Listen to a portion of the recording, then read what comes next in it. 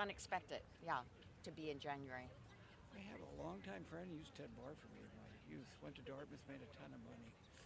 He sent a bunch of us a picture of his house. It was right on the cliff at Pacific Palisades, you know. And I'd show it to you sometime. Showed it to Brad Sherman because it's in his district.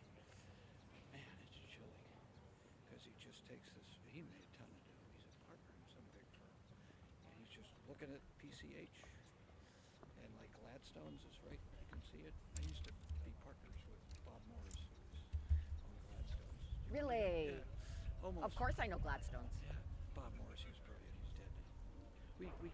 I catered the, not the Academy Awards, the TV Awards one year, the Emmys, out in, it was so cool. I met Walter Cronkite. What? I'm in my 20s catering. Anyways, just looking at his picture, and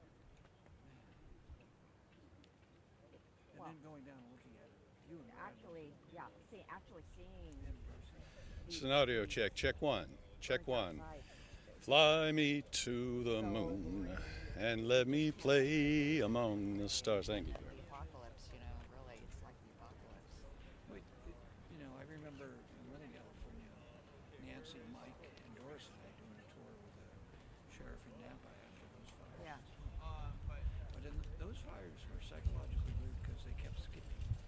The wind in your fires, it just took everything, right? Yeah. So you'd be driving down the roads across the Silverado Trail, and there'll be a barn that was in perfect shape, and a wire, and the same property. Sound check, sound check. Testing. Sound check, sound check. Good? Fantastic. I've had a couple of fires. My house is right next to Mount Diablo State Park, which is a big park. And we've had some of them pretty close. They do good control both burns there. Nothing like it. I can't imagine what it's like for a long time. All the different phases have been so difficult and so heartbreaking. At that time, people were destitute. They had nothing but the clothes on their back,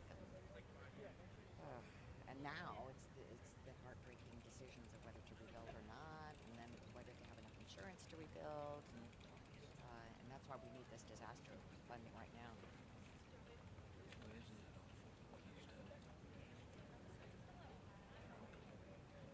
Trying to pay back California and all awful. Fortunately, How's the family? How's your husband? okay. What's he doing? He got appointed to the California Unemployment Appeals Oh, Board that's to good. adjudicate the cases, and then but that will end because it's an appointment. And then, but he's on the San Gabriel Valley Water Board. Like the Kennedys of your area. My love, how you guys doing? Anything you ask me to come to, I'm coming. really appreciate it. Stand in solidarity with my fellows. How you doing? Good. How are you? I'm just mad at everything. I'm my goofy, fun self, but I just, the cuts to childcare just have really pissed me off, Oh my right? God. Just really pissed me off. So I'm talking to the SEIU folks today, and So stupid. it's shocking, and it's so hypocritical to their own bullshit with their forced bursts. Everybody should work. To get SNAP, you gotta work, but now you can't get childcare. And the threshold for these subsidies is pretty high, meaning that you can be right under middle class and get subsidies. Yeah. And But no one can afford childcare, if they work, this is part of welfare reform, as we know it. And I know in the 80 corridor, when I represented Richmond, Yeah. when I was county supervisor, Yeah. our research showed Hey, thank you. the biggest obstacle. Thank you for coming and speaking. Thank you for doing this. Yeah. Single women Oh, it's very. Hey, Ted. is transportation Transportation and childcare. and childcare. I mean, And now we have all the research showing it works. Not bad, huh? Works for decades. We're lucky how it you get became by. moderate Gosh, I mean, in the weather. I had my older daughter. You left out. Yeah. Good vibrations. Even after she started going to How are ya? Good. How are you? I know that the YMCA is still Yeah. $400 a month. Nice day. I guess we should center Okay, everybody, can we gather together? Yeah, for sure. Why not? George? How are you? Good to see you. I had cataract surgery. This is a doctor's orders. Yeah. You're just cool. It's not coolness, it's UV ray protection. Okay. Okay.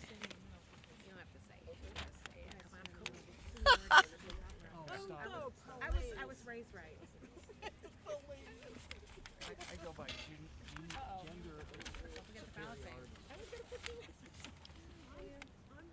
superiority. Okay. Oh, okay.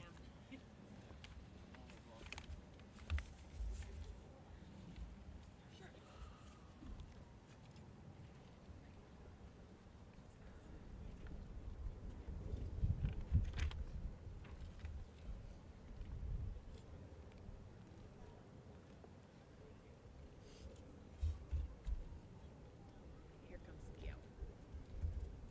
Okay. Are you guys ready? Okay. Okay. Good. Well, hello, everybody. I'm Congressmember Judy Chu. I represent California's 28th district, which includes Altadena and Pasadena, which was devastated by the Eaton fire.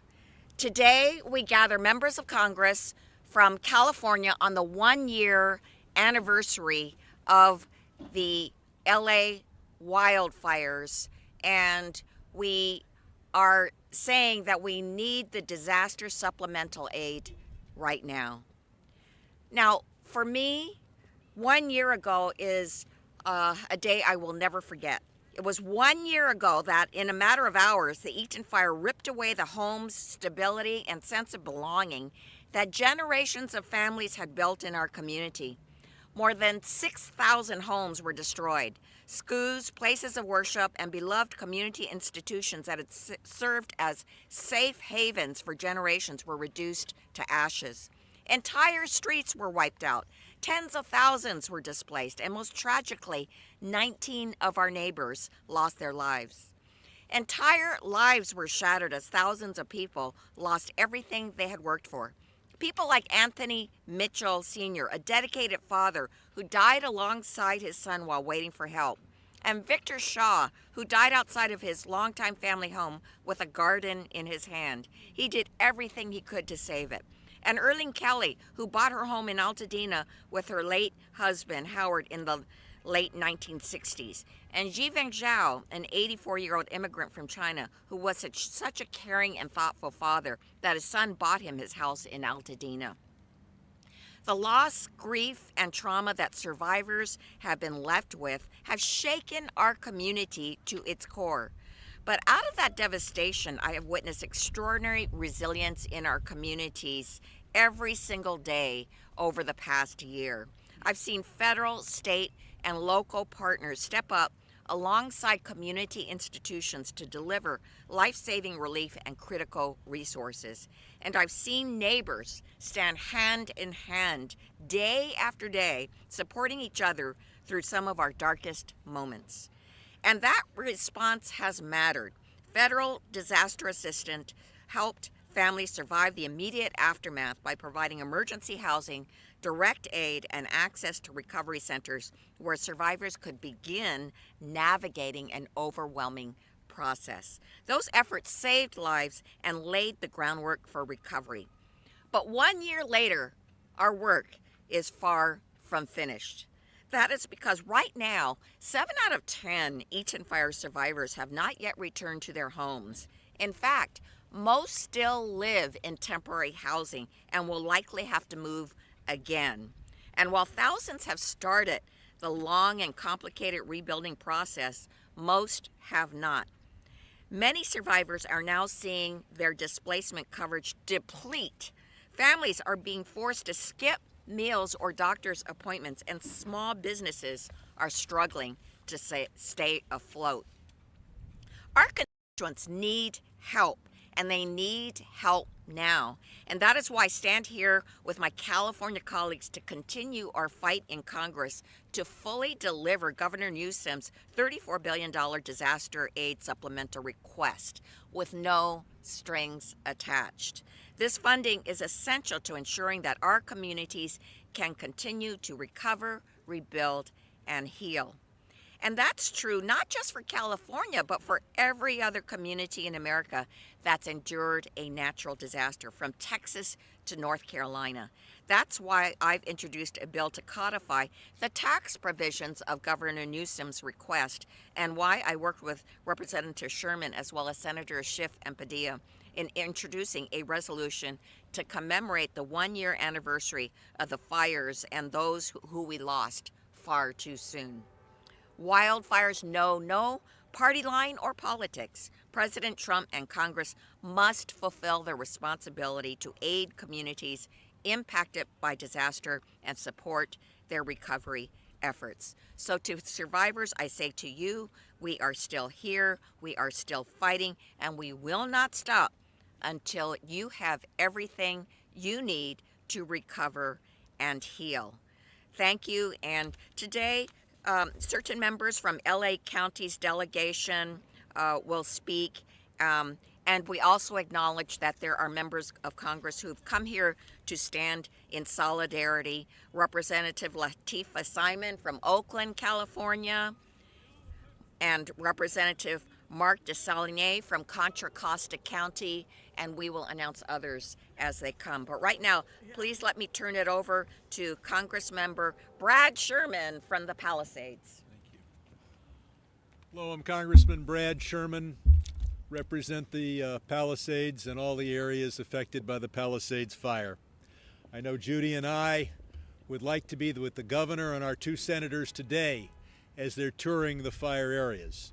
But people should understand that we have very important votes in just an hour or 2 on the floor of the House of Representatives. Want to commend President Biden for making the declaration, for getting Congress to provide funds even before the fire to make sure that FEMA was adequately funded, and to put us in a situation where $7 billion of federal money has already been committed to California.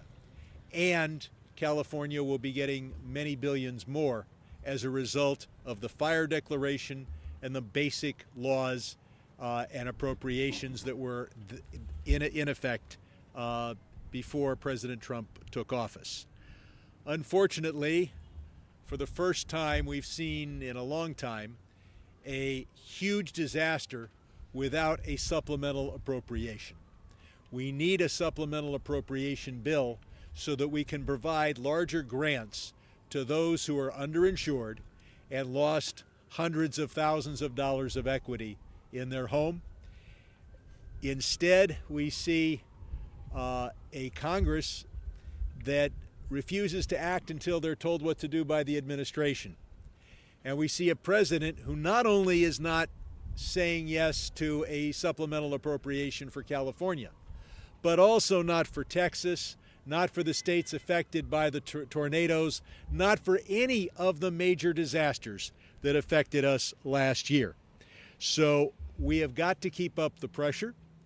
In the meantime, I would point out that the insurance industry is on the hook for at least $45 billion, and that is the major source of revenue for an awful lot of those who lost their homes.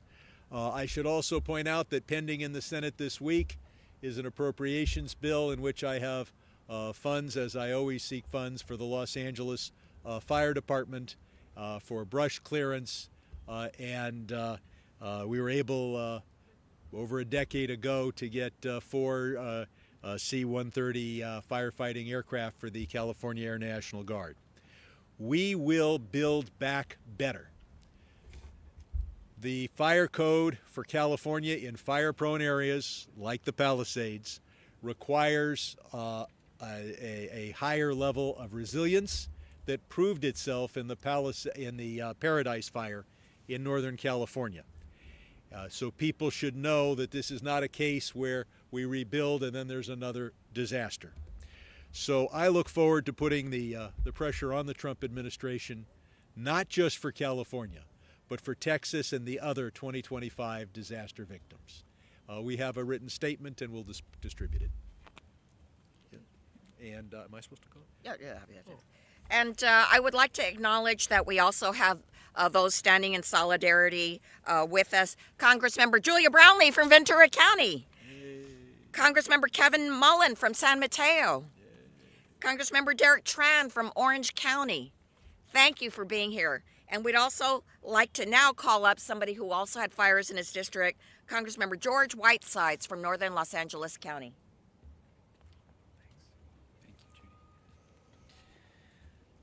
Good afternoon, everyone, and thank you to Congresswoman Chu and Congressman Sherman for putting together today's event. I'm Congressman Geroge Whitesides. I represent the northern side of Los Angeles County.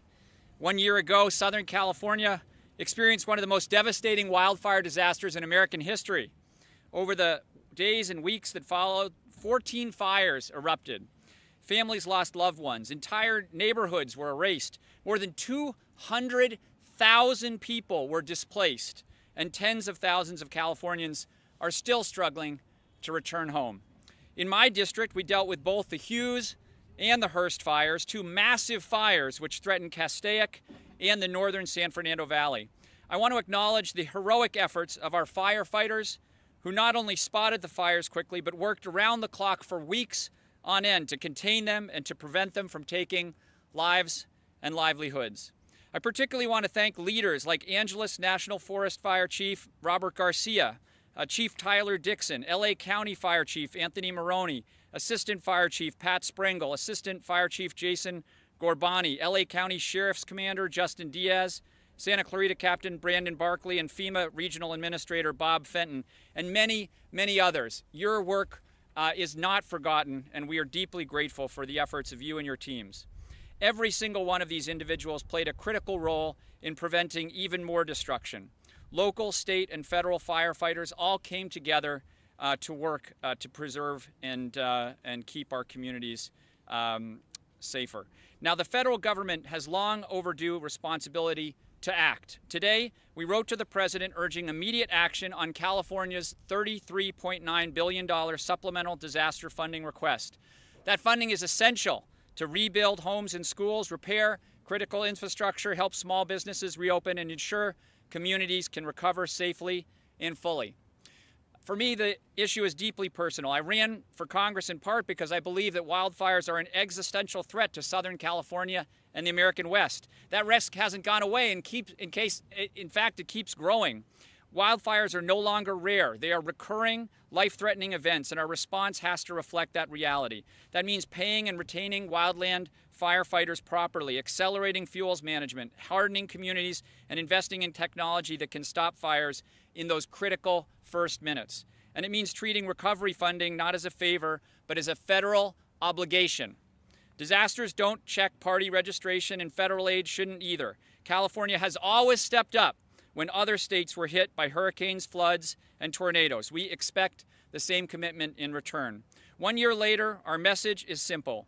Recovery is not over, resilience cannot wait, and Congress and the President must act now to deliver the resources our communities need to rebuild and prevent the next catastrophe.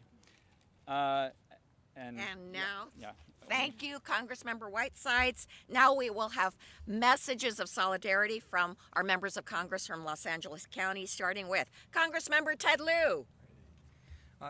Thank you, Congressmembers Chu, Sherman, Whitesides, for organizing this press conference, and for the other members of the California delegations here in solidarity.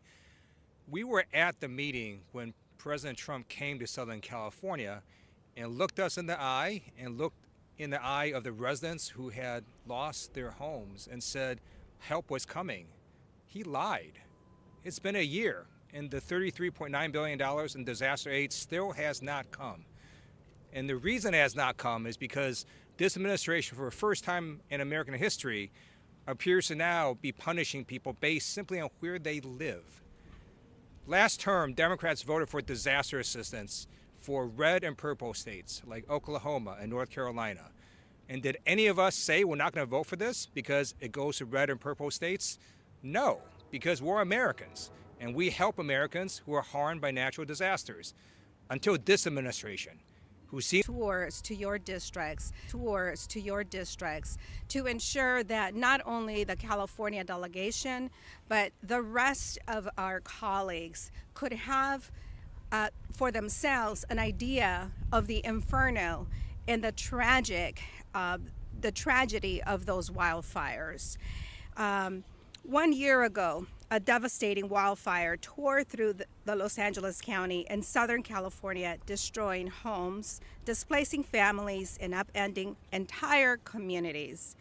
And here we are, 1 year later. Californians are still waiting for the federal disaster aid that they were promised. As an appropriator, I want to be very clear. Every American suffering from a disaster deserves relief. They deserve the assistance and the support from their federal government. It is unbelievable and unacceptable that 1 year later, the Trump administration has refused to act with our dollars. California did everything right. Our state made a formal request for disaster assistance. Local governments documented the damage. Communities made their needs known. And in Congress, California Democrats have raised this issue again and again. What has not happened is action from the Trump administration. It has been a full year, and this administration has refused to even request the federal disaster relief our communities urgently need. No disaster supplemental, no urgency, silence. Silence while families struggle to rebuild. These are not Republicans or Democrats. These are victims of a wildfire. I have led multiple amendments during the appropriation process to secure disaster aid, not just for California, but for other states across the country, which Republicans, by the way, have voted no over and over again. Instead of getting desperately needed help to California, we have been subject to threats of across-the-board federal funding cuts based purely on political whims of this administration. California is the largest donor state in the nation. Our taxpayers contribute approximately $83 billion more every year to the federal government than we receive back. That is why I introduced the Taxpayer Protection Act legislation to stop politically motivated funding cuts and address the persistent imbalance between what is donor states contribute and what we receive. Disaster aid is not a favor or a handout. Disaster aid, it is the responsibility of the federal government. The consequences of delayed disaster are real. As someone who lost their home in 2005 to a fire, I can tell you there is nothing more horrific than having to check into a hotel, than living outside of your home, than receiving a notification from your insurance company after 12 months of being out of your home that they will no longer pay for rent. So now you have to pay rent and mortgage and all of the utilities to try to stay ahead. California needs this assistance now. We need it for Pasadena, we need it for Altadena, and we need it for Palisades. And to those local electeds, we stand with you, and we will continue to fight for you. And now, Congressmember Gil Cisneros from the East San Gabriel Valley. Thank you. I am Congressman Gil Cisneros. I represent California's 31st Congressional District. And I want to thank my colleagues, Congresswoman Chu, Congressman Brad Sherman, and Congressman Whiteside for putting this together. The 31st District was pretty much spared of any of the disaster, but we are right next door. Actually, I'm a neighboring district to Congresswoman Chu's district. But many of those that resided in hers worked and owned businesses in the 31st, and so we felt the effects, and we've talked with them how we could be supportive through them. But yet today, you know, still many of our communities continue to be affected by these fires. From smoke and debris to the emotional turmoil and traumas of the fires, our entire region was impacted. And to make matters worse, the president has used this strategy to play partisan politics and threaten federal aid at a time when it is desperately needed. Facing devastating loss, California was left majorly on its own to rebuild its communities that were burned to the ground. But in true fashion, our communities showed their powerful resilience and strength, coming together for clothing and food drives, dedicating hours of time, volunteering to support the impacted families. Our residents showed up for each other. And as the battle for federal aid continues, we must continue to fight to bring the recovery funding to the constituents that need it. So today we take a moment to remember the tragedy of the fires, but we also recognize the strength of our communities who continue to preserve through this lasting effect of this disaster. Thank you to all the firefighters and emergency responders who spent day after day putting their lives on the line to protect our communities, as well as the residents and community leaders who stepped up to help their neighborhood out. So thank you very much. And now from the central Los Angeles area, Congressmember Sidney Kamlager-Dove. Thank you, Judy. I am Sidney Kamlager-Dove, Congresswoman for the 37th Congressional District in the heart of LA, and I want to thank Congresswoman Chu and Congressman Sherman and Whitesides for hosting this press conference today to mark the one-year anniversary of some of the most destructive fires in California's history. You know, we all know someone who was impacted by these fires. That is why this is so personal to us. I'm especially grateful that Judy Chu has remained front and center because her district is oftentimes left out of the stories. We know that 365 days ago we watched in horror as these fires flattened entire neighborhoods and destroyed homes, businesses, and livelihoods. You know, Celine is a woman, she lived in Altadena. And she called and they told her not to worry about the fires, to stay in her home. And just a short time later, when there was no electricity, all of the sirens were blaring and folks said, leave right now. And so she did. And less than an hour later, she got a call from her neighbor telling her that her entire house had burned to the ground. And when she came back, all she saw were ashes. Ashes and the skeletons of her pets who had died in the fires huddled together. Fires do not discriminate. They do not ask what party you represent and how you vote. And that is why when Hurricane Ida hit Louisiana and other states in 2021, Democrats and Republicans came together to deliver aid just over 3 weeks after the storm made landfall. Because disaster response should never, ever be partisan. And it is shameful that on this one-year anniversary, instead of working to deliver the resources that California needs to rebuild, we are debating the definition and merits of a showerhead. And we are invading another country for its oil. We are doing quite literally everything except delivering for California. But Californians were delivering for California. Greg Doolan, who runs Doolan's on Crenshaw, partnered with the World Food Kitchen to go to Altadena and feed families who had lost their businesses and their homes, because that is what Californians do. So the question is, why won't the administration do what Californians have been doing for each other this past year?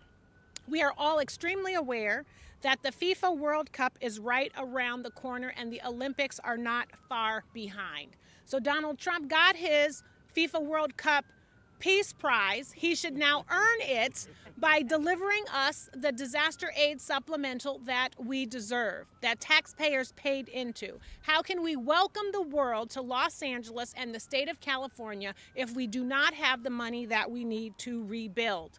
California is still in limbo, and we are demanding Speaker Johnson and this administration to stand up, show up, and do their jobs. And now I would like to turn it over to Representative Rivas. Thank you. I'm Luz Rivas. I represent the East San Fernando Valley in Los Angeles. I want to start by thanking Congresswoman Chu, Congressman Sherman, and Congressman Whitesides for hosting this. 1 year ago, these fires broke out across LA County. I was a brand new member of Congress, just days into this job. I thought I would be decorating my new office in Longworth and interviewing staff, but instead, right away, had to work on a response for the fires, because initially there was another fire in Silmar, which is in my district. And what I remember most is getting an early morning call from Congressman Geroge Whitesides at 6 a.m. He was already on his way to the airport and headed home. And we talked about what I could do here and what he would do in Los Angeles and how we would stay in communication. Both freshmen, days into the job, and already working with our colleagues on a response and what we can do here in Congress. In the end, we all know over thousands of structures were destroyed, hundreds of thousands of residents were displaced, and unfortunately 31 lives were tragically lost. Additionally, the fires forced thousands of people in my district, including gardeners, maids, and nannies, to lose their jobs. These fires became the costliest and most devastating disaster in California history. I remember surveying the damage on a tour that was led by Congresswoman Chu of the Eaton fire damage, and just looking at everything that was destroyed. It felt like a war zone. Homes, churches, schools, all lost. A whole community, and just couldn't believe how destructive these fires were. 1 year later, communities across Los Angeles County are still working to rebuild their lives. And disaster recovery should never be about party or politics. This is why I'm standing here today to urge the Trump administration to release the supplemental disaster funding to help our neighborhoods recover so that we can rebuild homes and schools, roads and water systems, reopen small businesses, and help communities achieve lasting wildfire resilience. Thank you very much. And next is Congresswoman Laura Friedman. Hello, I'm Laura Friedman, representing California's 30th District. And like Luz Rivas, I was 1 day into this job, having been sworn in when the fires began in Los Angeles. And the next morning, I flew home like Geroge Whitesides. My district begins in Pasadena, only, I believe, 4 blocks outside of the Eaton fire zone. And I flew into a community in Glendale and Pasadena that was without electricity in many cases, that still had fires and winds, including one in the Hollywood Hills in my district called the Hollywood Fire, that really avoided the kind of disaster we saw in other places because it happened 2 days later, and because of the incredible efforts of our first responders and firefighting forces who used helicopters in a way that you wouldn't have seen 5 years ago, 7 years ago, but the new technology that the state of California has purchased to be able to put these fires out that were threatening some of the densest parts of Los Angeles. And being right next to Judy Chu's district, I can tell you firsthand that since these fires began, she has been working tirelessly, as I know that Brad Sherman has on the west side of Los Angeles, every day dealing with the issues of their constituents. And they have done an incredible job, but of course it takes a village. And in support of them, I was able to introduce the Don't Penalize Victims Acts to stop FEMA from billing people who get charity care to recover from fires. That bill is bipartisan and now on the verge of passing. And I've been working on price gouging, but really what the fire showed us was in some ways the worst and the best of Los Angeles. The worst being the reminder that we are a disaster-prone area, whether it's mudslides, when we have torrential rains, or earthquakes, as we have from time to time, and wildfire as well.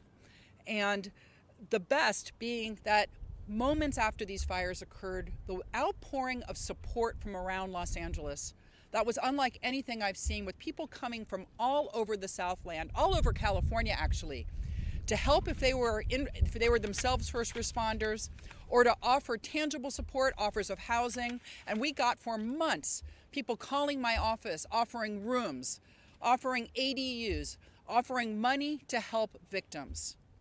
And in Washington, unfortunately, we've seen lately more of the worst of our nation, with a president who is trying to score partisan points on the backs of victims, trying to hurt Californians who are trying to recover, refusing to fully fund our fire victims, refusing to give California the kind of relief that he has offered into some other states, rather than welcoming us as fellow Americans, as the rest of our nation has done, offering his support.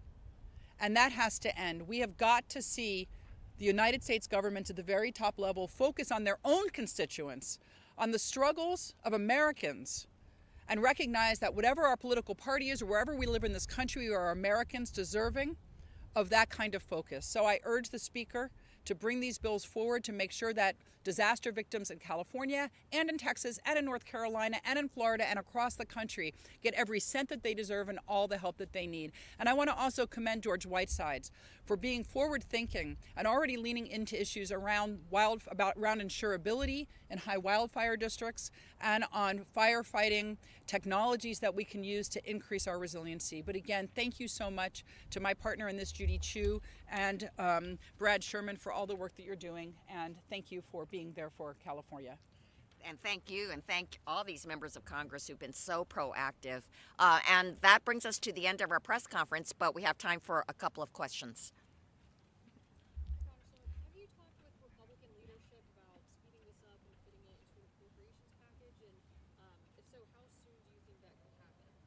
Well, I do want to tell you that there is a joint letter that is going out right now, led by Senator Alex Padilla and Congressmember Ken Calvert.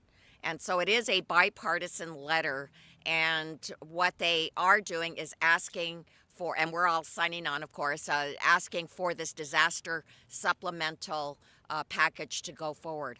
I also want to tell you that Republicans in North Carolina are very, very not interested. They're actually, they are going to really suffer if they don't get this disaster aid, because the hurricanes truly devastated their area, and they have been asking for this aid along with us, and so there is a joint effort there. And we, of course, know that in Texas there is also this devastation with their floods. So we think that there is Republican support for this, and we hope that there will be a big supplemental aid package that will include these major disaster areas. If I can, I've talked to senior Republican appropriators. They're sympathetic, but they're waiting for a green light from the White House. And hopefully, even if he doesn't care about California, his focus will be on North Carolina and Texas, and we'll get something done. But it's been a year, and it's usually these things take a few months, but this is too long.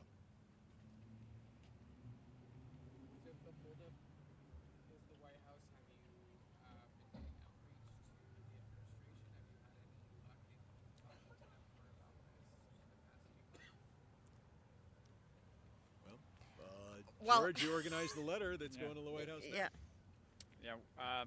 I have not had any luck so far, but we're going to keep trying. We're going to keep fighting for the folks in our community, and like the Congresswoman and Congressman have said, you know, historically this has been a bipartisan opportunity for members of Congress to come together to help communities in need across the country, and we need to return to that tradition. We need to return as quickly as possible, because thousands of people are still outside of their homes. They need their help. They need help today, and we can't wait any longer. Okay. Yep. Thank you all very much. Okay. Thank you. I'll just add, a year ago today, 100-mile-an-hour winds. There were 100 fires.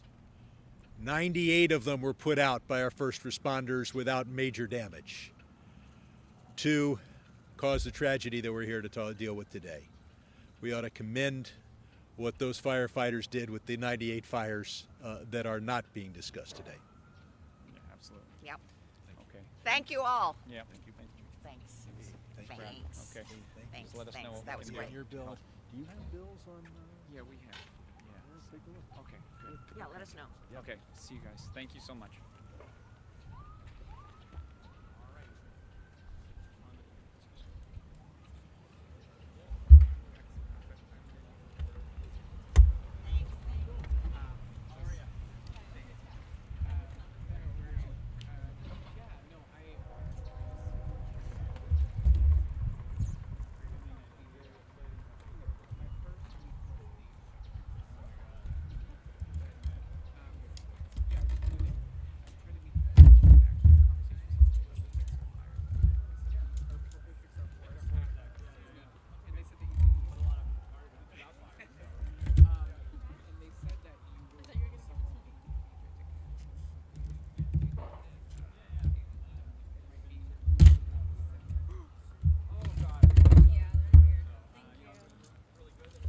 Alrighty, someone's pen.